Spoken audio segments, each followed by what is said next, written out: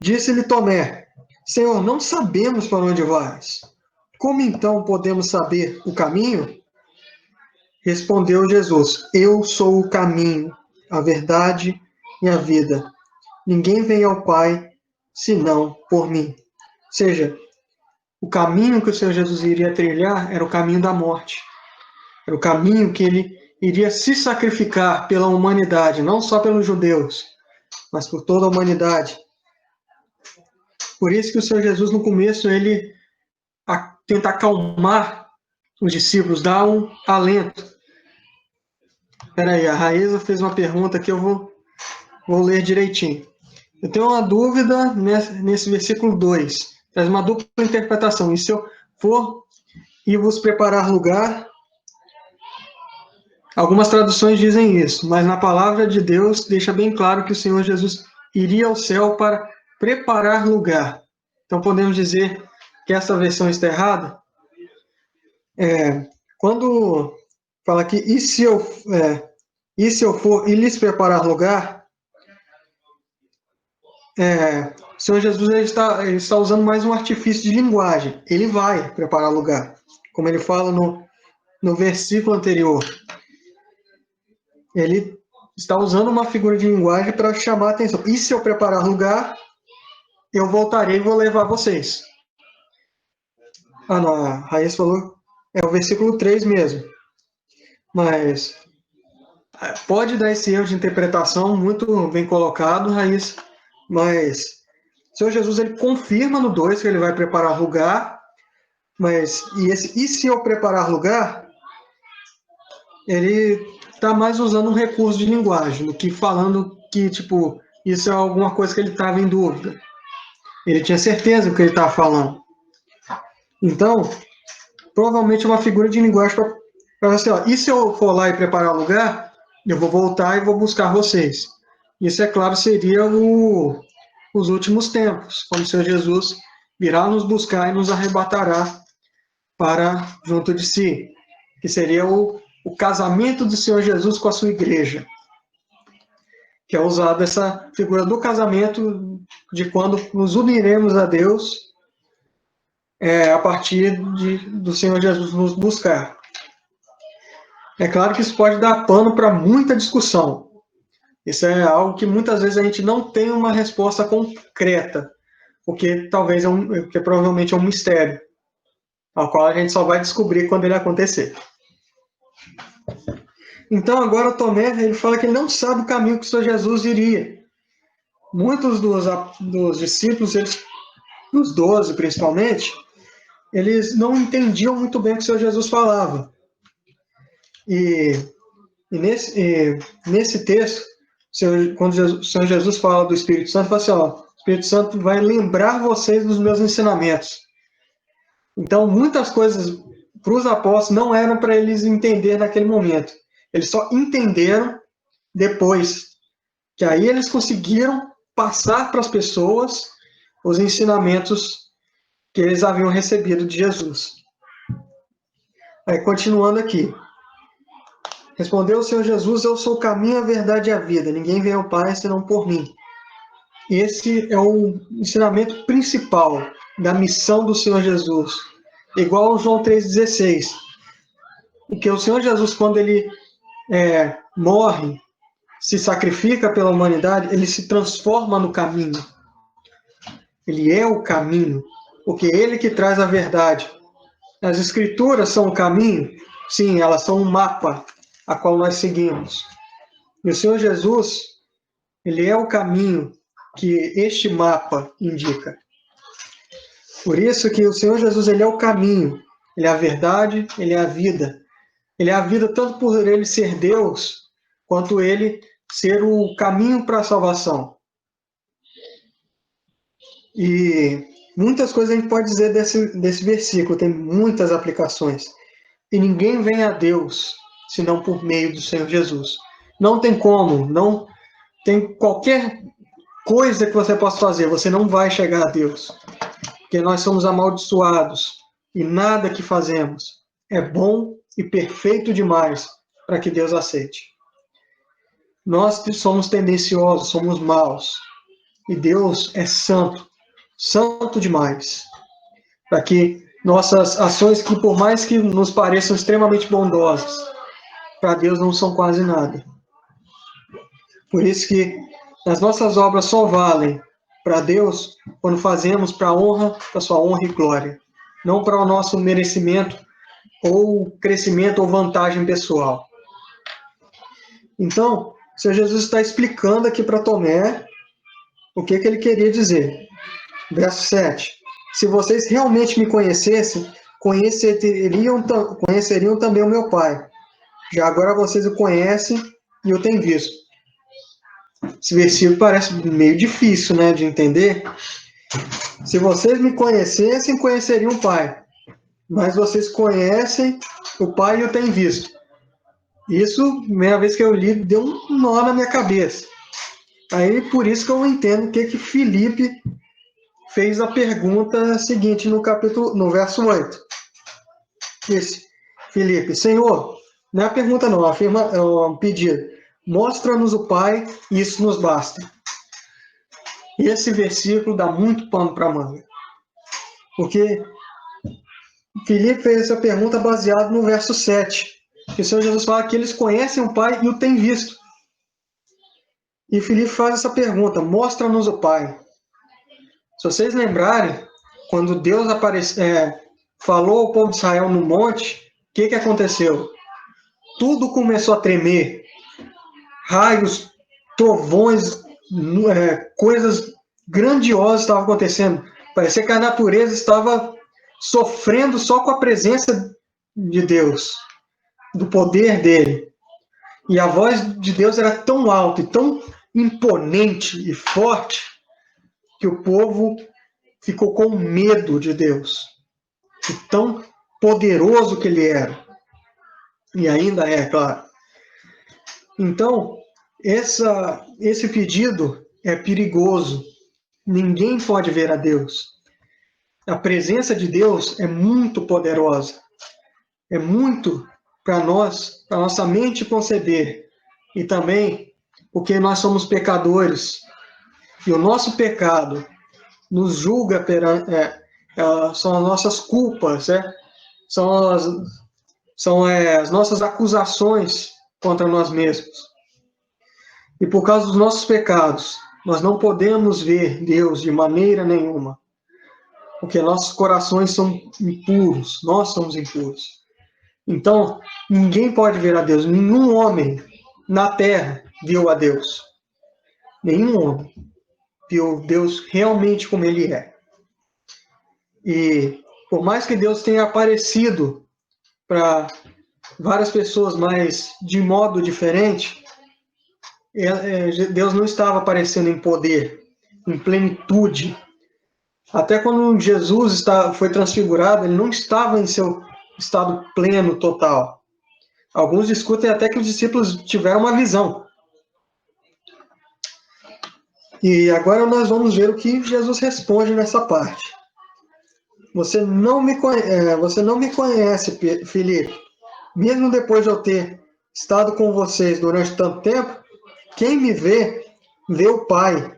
Como você pode dizer, mostra-nos o Pai? O Senhor Jesus explica que ele e o Pai eram um. Assim como está no começo do livro de João. O Senhor Jesus, ele é o verbo de Deus. Ele é a completa expressão de Deus. Ou seja, o que eles estavam vendo ali era Deus. Porque nossa mente tem essas diferenças. Muitas pessoas não conseguem distinguir que o Senhor Jesus e o Pai são a mesma pessoa. Então, isso é uma coisa difícil para qualquer um conceber. Mas o Senhor Jesus fala que ele e o Pai eram um. Ou seja, ver o Senhor Jesus era ver Deus. Porque muitas vezes nós não entendemos que Deus não é um ser físico. Ele não tem carne nem ossos. Deus é espírito. E ele vive numa esfera totalmente diferente. De um modo que nós não sabemos como as coisas funcionam. Quais são as leis que ele deu para aquele lugar. Então, é algo difícil você pedir para ver a Deus. Os discípulos viram a Deus? Viram, por meio do Senhor Jesus. Ele era Deus. Ele é o Emanuel, o Deus conosco. Então, é isso que o Senhor Jesus está falando. Se você está me vendo, está vendo o Pai, porque eu sou a expressão do Pai. E como ele disse anteriormente, eu e o Pai somos um. Aí, no verso 10, você não crê que eu estou no Pai e que o Pai está em mim? As palavras que eu lhes digo não são apenas minhas. Ao contrário, o Pai que vive em mim está realizando a sua obra. Creiam em mim, quando digo que estou no Pai e que o Pai está em mim. Ou pelo menos creiam, por causa das mesmas obras. Digo-lhes a verdade, aquele que crê em mim fará também as obras que eu tenho realizado. Fará coisas ainda maiores do que estas, porque eu estou indo para o Pai. E eu farei o que vocês pedirem, em meu nome, para que o Pai seja glorificado no Filho. O que vocês pedirem em meu nome, eu farei. Então vamos pegar parte por parte. O Senhor Jesus, ele reafirma que tudo que ele faz, tudo que ele fala, é o Pai agindo por meio dele. O Senhor Jesus, muitas vezes, ele dá a entender que ele seria uma ferramenta de Deus, mas ele é muito mais do que os profetas, os sacerdotes e outras pessoas que foram usadas por Deus. O Senhor Jesus, ele é diferente, porque ele também é o próprio Deus. Por isso que ele está acima, tanto dos profetas, quanto de outros muitos servos. Davi, Saul durante um tempo, os juízes, os outros reis que o seguiram, todos eles estão abaixo do Senhor Jesus, porque eles foram ferramentas, foram usados por Deus. Mas o Senhor Jesus, ele não veio para ser somente usado para o propósito de Deus. Ele veio para ser a expressão de Deus. Porque se ele só fosse uma mera ferramenta, o sacrifício dele por nós seria nada. Nada. Não serviria para nada. O Senhor Jesus, sendo Deus, o sacrifício dele vale tudo. Tudo e tudo. Porque ele é inocente de tudo. Ele não é culpado de nada. E como um inocente e poderoso, e sendo Deus, por mais que ele sofreu, e no Getsemane ele até não queria sofrer mais, mas ele tinha em mente que a missão dele era mais importante que seu bem-estar. E isso é um exemplo para nós, que a nossa vida cristã é mais importante que o nosso bem-estar.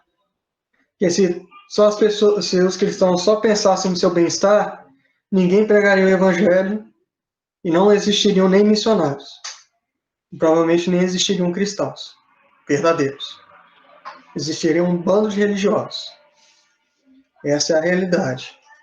E o Senhor Jesus fala, e esse aqui também dá muito problema, quando ele fala das obras que os discípulos realizariam. Algumas pessoas falam que até para os cristãos de hoje, que isso é uma revelação de que milagres aconteceriam o tempo todo. Mas isso, pelo que eu vejo, não é. Ele está falando com os discípulos mesmo. E os discípulos, sim, fizeram milagres. Fizeram coisas grandiosas tanto perante o povo de Israel, quanto perante os gentios, os estrangeiros. E nisso, o Senhor Jesus falou que eles iriam fazer isso para a glória de Deus, não para eles se acharem os espirituais ou pessoas super importantes. Uma vez Cornélio tentou se ajoelhar perante Pedro. Pedro simplesmente levantou ele, falando: eu sou homem como você. Pedro, ele não se colocava em nenhum patamar acima de ninguém. Ele falava que ele era um servo de Deus, escolhido pelo Senhor Jesus. Mas isso não o fazia melhor do que ninguém. Ele não merecia adorações, adulações e outros tipos de coisas ao respeito dele. Pedro era um servo de Deus. E as glórias que ele receberia seria perante Deus, perante o que ele fez e sua iniciativa e seu esforço, é claro, guiado pelo Espírito Santo, para fazer a obra de Deus. Pedro recebeu a recompensa dele já. E isso foi a recompensa do que ele fez. Não foi as adulações e os elogios, mas a recompensa que Deus dá. As coroas, e também quando Deus nos julgar, ele vai ver as nossas obras. E se as nossas obras forem fogo de palha, nossa vida não foi tão bem vivida aqui. Então, façamos obras para a glória de Deus, não para a nossa própria fama. Então, vamos continuar. Agora, o Senhor Jesus ele vai entrar em outro assunto, super importante, o Espírito Santo. Vamos ver aqui o verso 15. Se vocês me amam, obedecerão os meus mandamentos. E eu pedirei ao Pai, e ele lhes dará outro conselheiro, para estar com vocês para sempre. O Espírito da verdade. O mundo não pode recebê-lo, porque não vê nem o conhece. Mas vocês o conhecem, pois ele vive com vocês e estará em vocês. Não os deixarei órfãos, voltarei para vocês. Então, o Senhor Jesus está falando de uma das ações do Espírito Santo. Ele o chama de conselheiro. E é isso que o Espírito Santo nos faz hoje. O Espírito Santo ele é conselheiro. Ele que nos ajuda, muitas vezes, a tomar as decisões que agradam a Deus. Porque ele também nos ensina. Quando lemos a palavra de Deus, o Espírito Santo ele nos ajuda a compreender a sua palavra. A prestar atenção, muitas vezes, em detalhes que a gente nunca pensou. E, continuando, ele fala que o mundo não pode recebê-lo. Não pode, porque não conhece. Ele explica aqui. E ele está entre o povo. Ele estava no meio dos discípulos. Do mesmo modo que o Senhor Jesus estava com eles, o conselheiro estava ali. Mas, quando Jesus fala assim, e estará em vocês, ou seja, o Espírito Santo habitaria o corpo dos apóstolos, como ele habita em todos os cristãos. O Senhor Jesus está falando que ele tem que ir embora para que o Espírito viesse para redimir e aconselhar e ensinar as pessoas no caminho de Deus. E uma das coisas do Espírito Santo que ele tinha de função no Antigo Testamento, que ele também aparece, o Espírito Santo ele é inspirador. Então, a inspiração para a escritura da Bíblia é do Espírito Santo. O Espírito Santo que inspirou os homens a lembrarem dos ensinamentos do Senhor Jesus, e também nos revelou a eles muitas mensagens grandiosas. Paulo, ele foi dirigido muito pelo Espírito Santo. Eu sei que é meio difícil fazer uma quantidade disso, mas as cartas de Paulo foram todas dirigidas pelo Espírito Santo, não pelo conhecimento acadêmico que Paulo tinha, mas pela inspiração do Espírito Santo. Então, essa é uma das maiores funções do Espírito Santo, nos inspirar. E ele também é a marca da nossa salvação. Ele que nos identifica perante Deus. E não os deixarei órfãos, voltarei a vocês. O Senhor Jesus está falando de sua ressurreição. Ou seja, ele iria morrer, mas Jesus iria voltar. Vamos continuar, verso 19. Dentro de pouco tempo, o mundo não me verá mais. Vocês, porém, me verão. Porque eu vivo, vocês também viverão. Naquele dia compreenderão que estou em meu Pai, vocês em mim e eu em vocês. Essa parte aqui é bem difícil, a gente tem que prestar bastante atenção. Aqui o Senhor Jesus está falando da morte dele, que dentro de pouco tempo o mundo não verá mais, mas vocês verão, ou seja, o Senhor Jesus iria ressuscitar e os seus discípulos iriam vê-lo, mas ele estaria por um pouco tempo.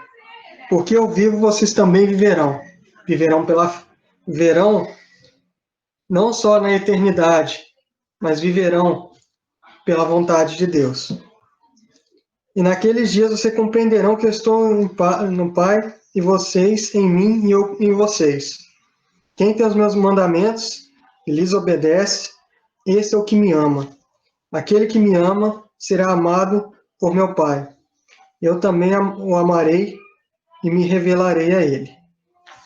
Então, o Senhor Jesus está falando de alguns assuntos. Está falando da sua ressurreição, da sua morte, e também está falando da relação que ele ainda teria com os discípulos, que ele viveria nos discípulos, ou seja, sua mensagem, tudo que ele fez, estaria vivo nos discípulos. Eles demonstrariam esse, esse elemento vivo e transmitiria para as outras pessoas. E nós, quando lemos a palavra, é como se o Senhor Jesus estivesse vivo nos ensinando. Isso é algo muito, muito legal. Por mais que o Espírito Santo que nos ajuda e nos ensina, muitas vezes parece que quando a gente lê, a gente pode imaginar o Senhor Jesus falando aquelas palavras e nós lá escutando e deleitando na sua palavra. E também essa parte de amar e obedecer. Isso está muito intrínseco também no Velho Testamento.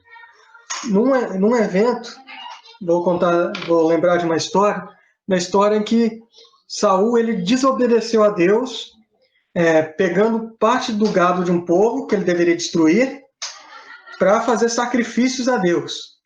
E Samuel fala uma coisa para ele: você acha que Deus se agrada mais de que você faça sacrifícios a ele do que você o obedecer?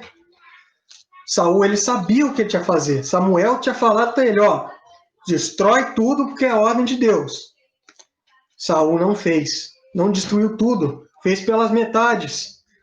E o que Samuel falou assim: você agora não será mais agraciado com o poder de Deus como você era antes. Você será substituído por alguém melhor que você. Ou seja, falando de Davi, no caso. Então, a obediência a Deus é a nossa demonstração de amor. Um amor tão grande que podemos demonstrar a Deus quando nos desapegamos aos nossos desejos, somente para obedecer a Deus. Porque isso demonstra como nós amamos. É como também nós amamos aos nossos pais. Nós, enquanto estamos na casa deles, nós demonstramos que amamos eles quando obedecemos. E já que Deus é o nosso Pai, quando obedecemos, nós demonstramos amor do mesmo modo. Por isso que Deus, o Deus Pai, ele sempre tem essa figura de Pai mesmo, da qual nós devemos obediência, como se fôssemos suas crianças. Continuando, agora Judas, não Iscariotes, o outro Judas, que era também discípulo, ele faz uma pergunta: Senhor, mas por que te revelarás a nós e não ao mundo? Isso é uma pergunta até que eu já tive. Por que o Senhor Jesus não fez um ministério para o mundo inteiro? Para que o mundo conhecesse ele de verdade, que visse ele com os próprios olhos. O Senhor Jesus fala uma vez: muito melhor os que creram e não viram dos que o que creram e viram. Ele faz isso uma referência à dúvida, à incredulidade de Tomé, mas o Senhor Jesus, ele veio para o que eram os seus, e os seus não receberam. Primeiro, realmente, o Senhor Jesus veio para os judeus, não veio para os gentios. Os gentios foram agraciados com a vida do Senhor Jesus? Foram, porque a mensagem dele se perpetuou pelo mundo inteiro. E hoje nós temos acesso a ela. Sei que muitos países não têm. Isso é algo muito triste. Mas nós hoje temos. E nesses países, há missionários que estão indo lá para suprir essa falta da palavra de Deus. E muitos deles são mortos nesses países. As pessoas dão a vida. E nisso nós temos que lembrar de como devemos dar mais valor ao privilégio que temos de ter a Bíblia em nossas mãos e podermos ler à vontade e falar sobre ela à vontade. Então isso é um privilégio. Então o Senhor Jesus agora vai responder. Se alguém me ama, obedecerá a minha palavra. Meu Pai o amará, e nós viremos a ele e faremos morada nele. Aquele que não me ama, não obedece minhas palavras. Essas palavras que vocês estão ouvindo não são minhas, são de meu Pai que me enviou. Tudo isso lhes tenho dito enquanto ainda estou com vocês.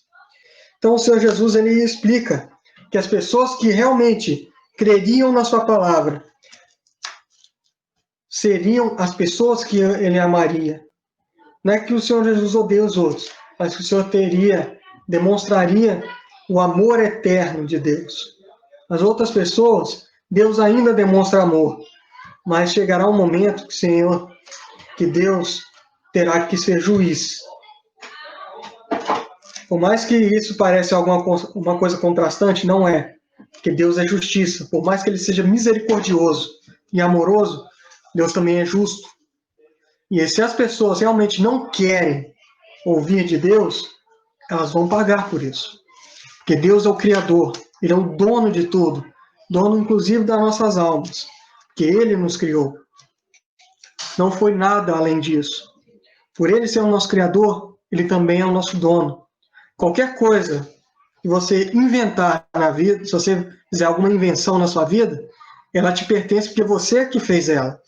Do mesmo modo, Deus criou a humanidade. Ele tem completa e total autoridade sobre ela. Ele pode fazer o que ele quiser e o que bem entender. E ele está certo. Inclusive, a nossa noção de certo e errado vem dele. Por isso que nós sabemos que pecado é o que desagrada a Deus. O que é errado é o que desagrada a Deus. É dele que tem que vir a nosso senso completo de moral. E também o norteador das nossas ações. Então, agora o Senhor Jesus vai falar mais específico do Espírito Santo. Ele vai retomar esse assunto. Mas o conselheiro, o Espírito Santo, que o Pai enviará em meu nome, lhes ensinará todas as coisas. Ele lhes fará lembrar tudo o que eu lhes disse. Ou seja, o Senhor Jesus está falando que o Espírito Santo ele iria agir nos apóstolos e iria fazer eles lembrarem. Ou seja, a carta de João só foi escrita por causa que o Espírito Santo lembrou ele de tudo. Ou seja, toda a escritura, todos os evangelhos, o Espírito Santo esteve presente, ajudando os escritores a escreverem o que Deus queria que eles escrevessem e lembrassem de tudo o que Deus queria que eles lembrassem. Que é importante para compreendermos quem era Jesus e como foi seu ministério.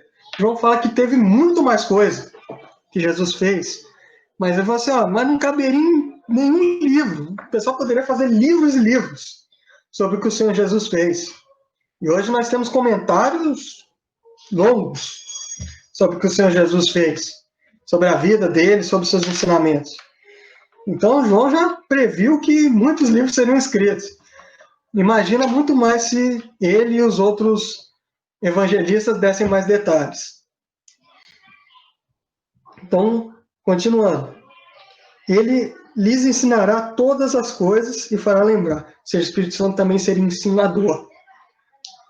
Então, essa é outra coisa que o Espírito Santo faz. Ele ensina.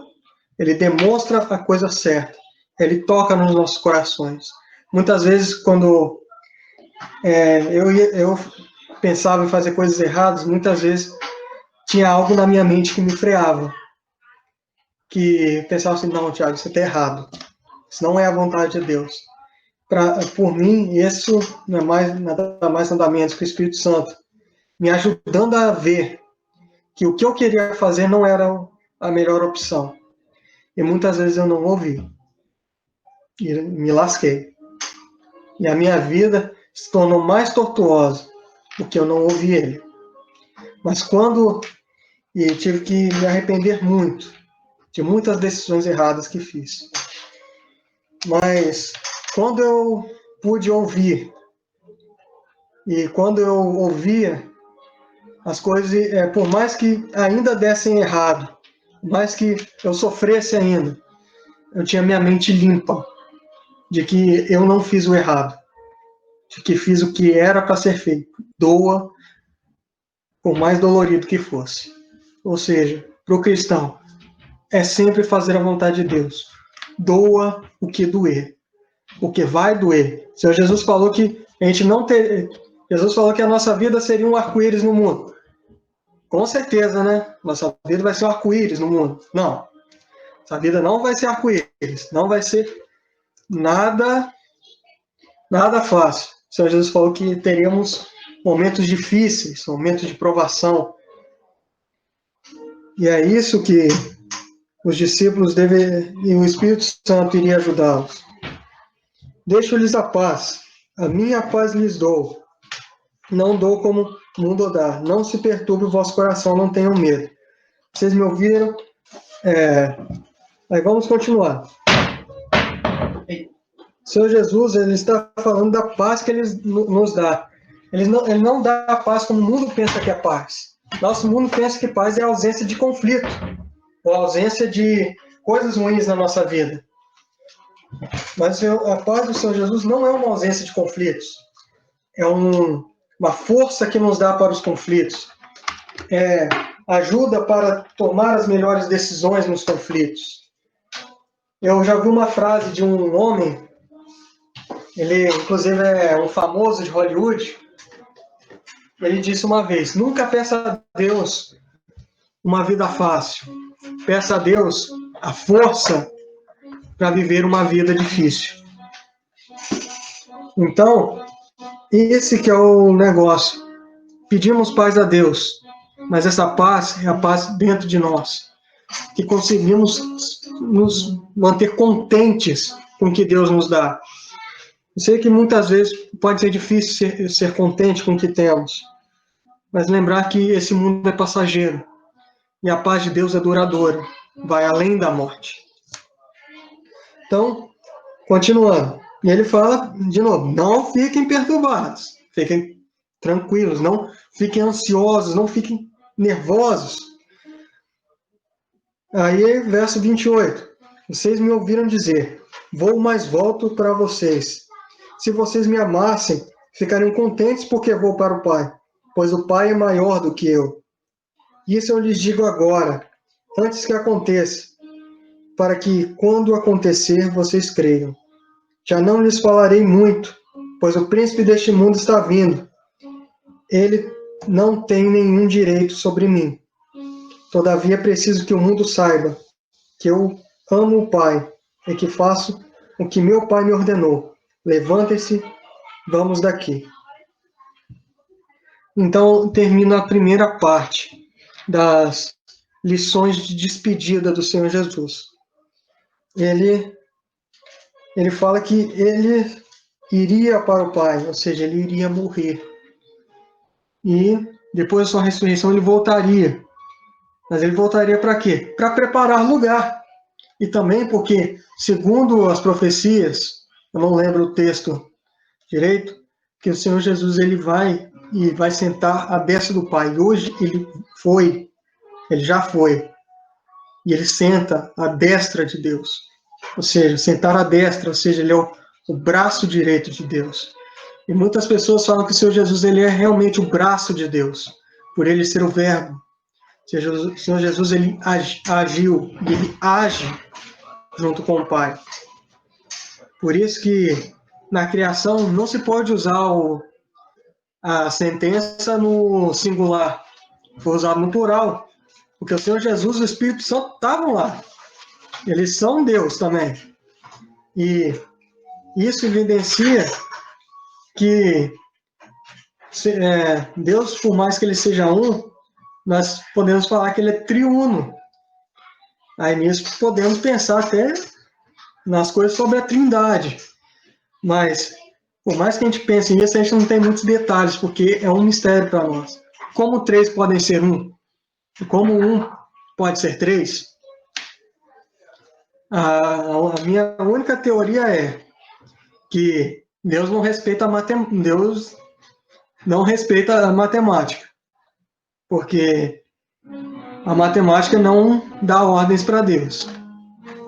Deus inventou a matemática, ela serve a Deus, não nos serve. Mas você, mas foram homens que inventaram a matemática. A matemática foi simplesmente descoberta. Ela foi moldada para o nosso entendimento. Mas toda nação você pode nunca ter tido nenhuma aula de matemática, mas você sabe o que é 1, o que é 2, o que é 3. Sem precisar estudar. Seja questão de números, soma, coisa que você pode aprender no dia a dia sem escola. Mas não estou falando que é para vocês pararem de estudar, não. Estudar é importante. Mas é uma coisa incrível. O Senhor Jesus era Deus. Se humilhou, veio aqui. Quando ele voltou para Deus. Ele voltou para o status que ele era, que ele sempre foi. Ele sempre foi Deus. Mas quando ele volta para os céus, ele volta e ganha o seu poder, o seu direito divino completo de volta. Por isso que eu gosto daquele hino daquela oração que fala que quando o Senhor Jesus volta para o céu é triunfante, como se ele tivesse voltado de uma batalha. Eu não lembro o número, talvez eu já se lembre. Acho que é ressurgiu, aleluia, ressurgiu. Aí fala que morto ele não ficou, triunfante Cristo ressurgiu. Número 508, valeu, Raiz.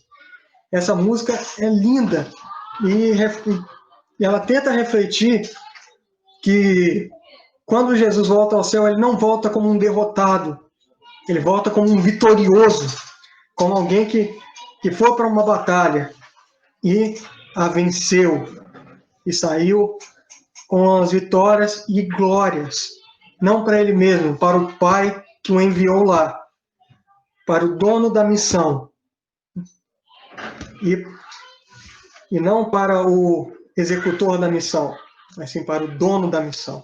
Que Jesus fez tudo por ordem do Pai. Eu sei que esse texto tem lições demais.